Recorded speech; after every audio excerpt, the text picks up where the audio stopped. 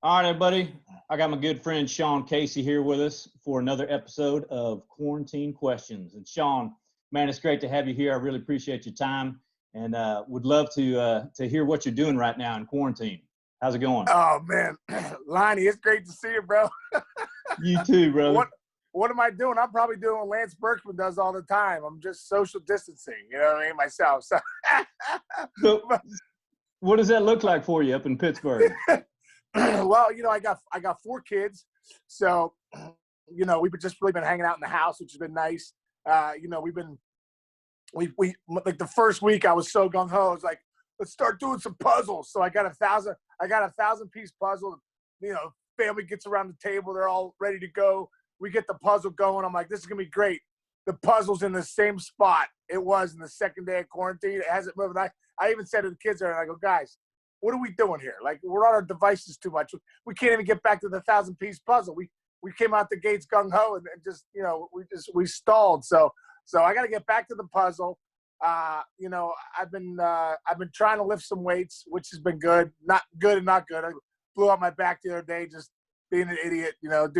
I just tried to go gung ho heavy deadlift in the garage. And I was like, I couldn't move for like 2 days. So that's awesome. And then I've been cooking a lot, Liney. I've been cooking. I've been like putting together some meals and cooking. But I must admit, I went to Whole Foods the other day, and it's getting weird out there. Having the social distancing definitely is a different animal. So I try to, when I shop, I try and get as much stuff as I can, so I don't have to continue to go out. Awesome. Well, hey, I know one thing that a lot of people are doing these days is singing. And I'm going to pull something out on you because you and I were on one of the best-selling albums of all time in MLB history. It was called "Oh Say Can You Sing," and you did a little number on there, and so did I. I mean, this album sold tens of copies. I don't know if you have any, but dude, I think you and I are the only ones that have the copies. As a matter of fact, I was cleaning out my attic the other day. I found a whole box of them. I was like, and I said to my kids, "Hey, kids, look. Dad used to sing on this album, and they're like, I was like, do you want one? They're like, no. So I gave them away. I think I kept a couple of them, but I gave them away to Goodwill. You know what we use them for is white elephant gifts. and my family knows it well enough now. So every time, somebody gets my gift, they're like, oh man, I got the "Oh Say Can You Sing" CD. Hey, but I tell you, I mean, you think toilet paper is rare. I mean, these things right here, now, I mean, that's a collector's item. So if you got one of those, you might want to have one.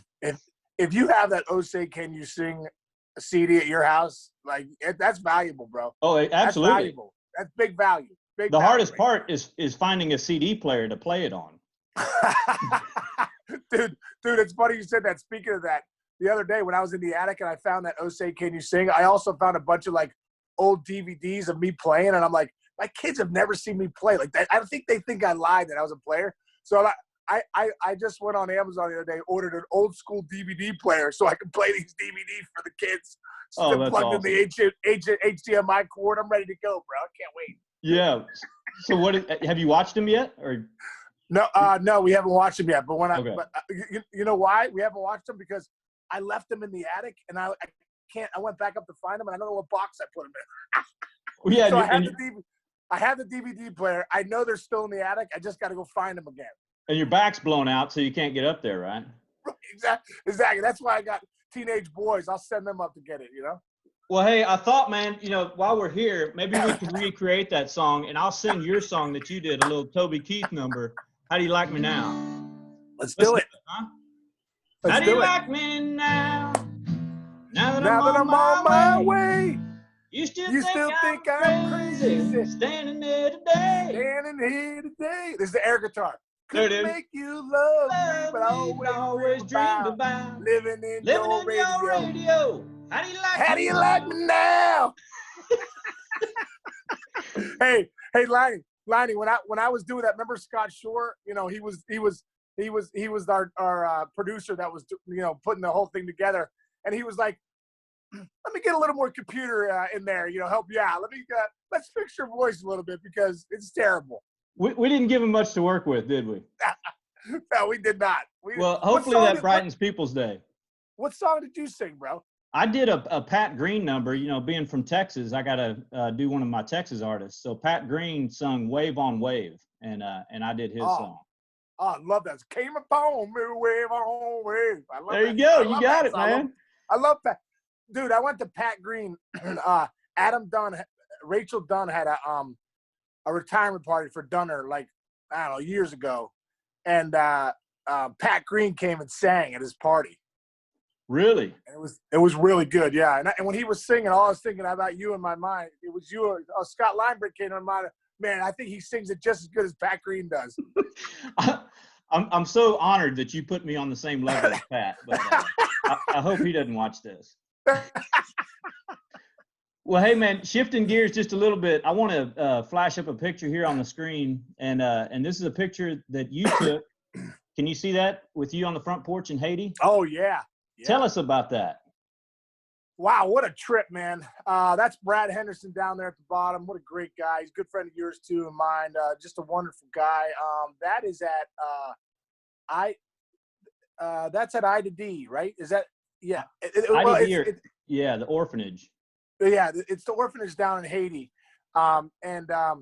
it was what an unbelievable trip we had. It was me, Max Talbot of the Penguins, Mike Rupp, and Brad Henderson, and we went down to Haiti because I believe they were going to build I to D. I to D is the new orphanage down there, so we were looking to build that new orphanage at the time, and so we went down there, and we got a chance to spend a lot of time with the kids. We brought those hockey sticks. I don't think they played too much hockey in Haiti. I don't think there's a lot of ice rinks down there. So we brought those hockey sticks. We played with the kids. We stayed the night there. But it was an unbelievable place.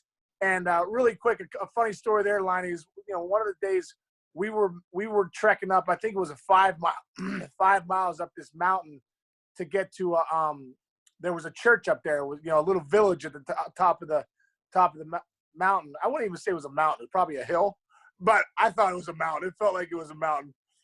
So we're going up, and Mike Rupp and I, Mike Rupp, they're still full blown hockey players. I'm 2 years out of Major League Baseball. I still feel like I'm in pretty decent shape, and I'm walking up this hill, and you have the little you have the water. The water's not great there, so you carry around those little packets of water, you're sucking on. And so we're going up this hill, and the Haitian heat is getting me so bad. I don't know if it was just so hot there. So I think it was like June. And I told Rupper, I'm like, Rupper, hey, let's take a break real quick and sit down on the mountain because I'm exhausted. I don't know what's happening to me. He's like, all right. I'm like, I'm pouring these things. You're supposed to be drinking these things. I'm just like pouring them on myself. I'm trying to get myself back. And there's a lady that's like 85 years old, right? She's probably 85 pounds. She's got 17 stacks of of bales on her, like these huge baskets on her head. She's no hands either, and she's rolling up this mountain.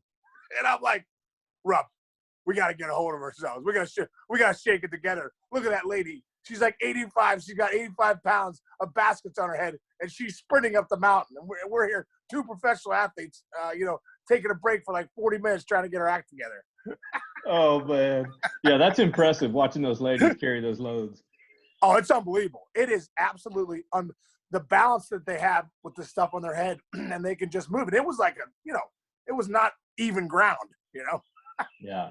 Well, I know you saw stuff on your trip to Haiti, and you've been back since then. You and I have connected here recently, and I've told you a lot about the work with Water Mission, and you've come on board with us in a big way too to support the work that we're doing in Haiti. So could you just talk a little bit about, what you've seen and the importance of water in a place like Haiti?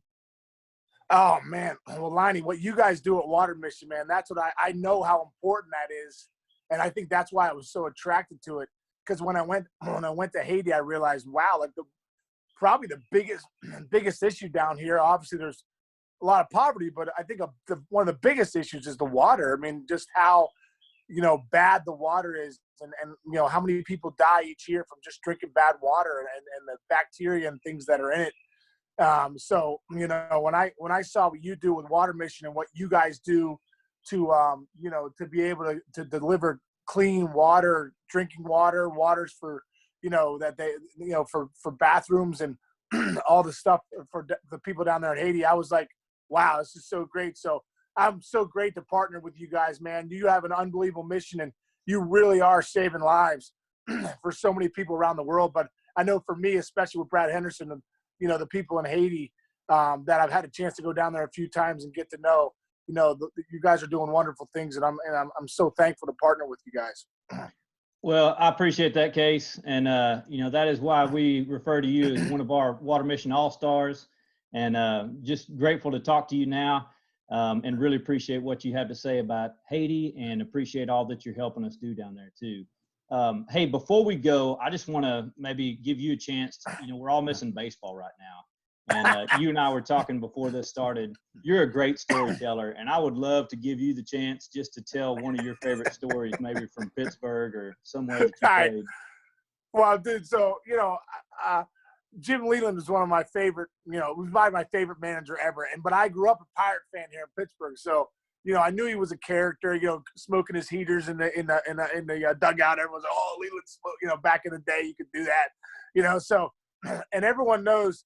So I got traded in 2006 from the Pirates to the Tigers, right, at the deadline. And I literally went from the outhouse to the penthouse. Worst team in baseball at best. One phone call, Lonnie. I was like, oh, yeah, like, this is great, right?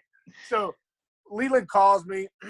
I'm in Pittsburgh. He's like, hey, can you get down to Tampa today? You know, we got a game tonight. I was like, I'll be right down there, right? So I fly down to Tampa. So excited. I show up in my locker. Media's all around me. They're like, oh, man. They're like, you know, how do you feel about the trade? I'm like, how do I feel about the trade? I'm so excited. It's my 9th year in the big leagues. You know, got a chance to get to the postseason. You know, this is like a blessing for me. I can't believe it, right? So I'm going through talking to the media. Next thing you know, Leland comes over. He's like, hey, Case, I need to talk to you real quick. Well, I haven't even talked to Leland yet, right? I haven't seen him. So he grabs me. I tell the media, hey, I got to get going, you know. So we go over in Leland's office. It's Gene Lamont, who's the third base coach, who's like Abbott and Costello with Leland. They're like frickin' frack. They're the best of friends, right? You know. And Lloyd McClendon, right? Another Pirate manager. You know, it's kind of the Pirate connection. Pretty funny. So obviously, you know, and I think the whole baseball world knows, maybe if you follow my career at all, I wasn't the fastest guy in the world. So with that in mind, Liney, you got to have that in mind. This is where the story gets good. So Leland's like, all right, Case. He's like, Gino, he's like, give Case the signs. So he's like, all right, Case, here we go, bro. You get in the box. I'm going to go through some signs. If I go to my ear, it's hot. Now stay with me. I'm going to go through a couple signs. I go to my hat. It's a hit and run. I'm not going to give you the bunt sign. So it's just going to be the hit and run for you. I'm like, okay, cool. Then Leland's like, all right, Case. He goes, listen, now if you get on first base with a walk or a single, he goes, I don't want you looking at Gino at third. I want you looking in the dugout at me. Okay? He goes, now if I come up to that top step, he goes, now look at my eyes. As soon as we catch eyes, he goes, stay with me. If I jump up and never come back down, you steal.